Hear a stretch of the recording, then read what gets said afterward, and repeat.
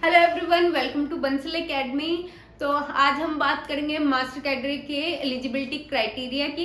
तो अगर आपको डाउट है, डाउट कैसा कि अगर आपकी बेसिक साइंस में ग्रेजुएशन नहीं है, आपकी किसी और सब्जेक्ट में ग्रेजुएशन है, जैसे कि फूड टेक हो गया, बेसिक साइंस में नहीं है, स्पेशलाइज सब्जेक्ट में है, तो क्या आप एलिजिबल हैं मास्टर कैडर एग्जाम के लिए? तो आज इसी की बात करेंगे। Let's start.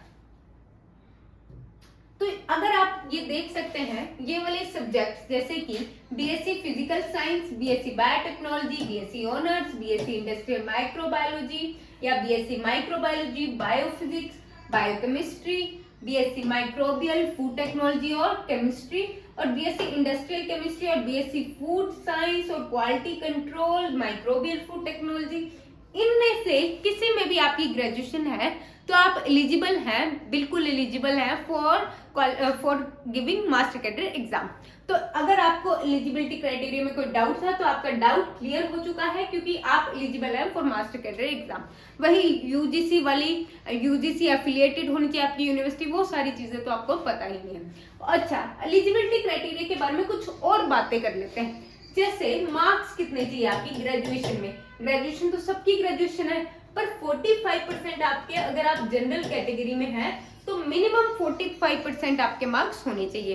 But if you belong to other categories like OBC, SC, ST और फिजिकली हैंडीकैप्ड कैंडिडेट, देन आपको जो एलिजिबिलिटी क्राइटेरिया है उसके लिए मिनिमम मार्क्स आपको कितने चाहिए? 40% इन योर ग्रेजुएशन। तो यहाँ पे आपको एक बेनिफिट मिलता है, जैसा कि आपको पता ही है।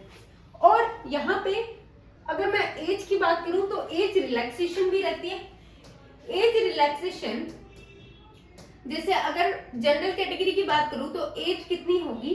जनरल कैटेगरी के लिए आपको एज 37 इयर्स है।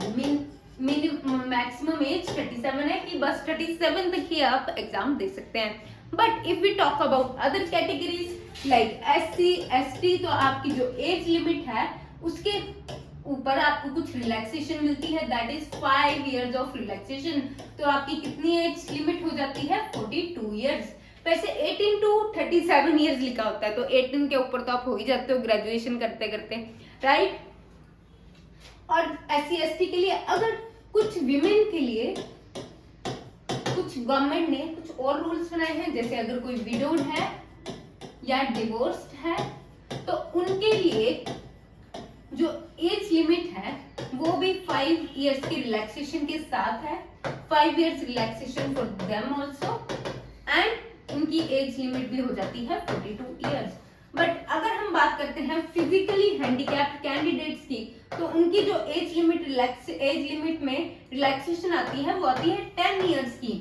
तो मतलब वो 47 इयर्स तक अप्लाई कर सकते हैं, ठीक है, 47 इयर्स तक अप्लाई कर सकते हैं। तो ये एज लिमिट क्राइटेरिया हो गया।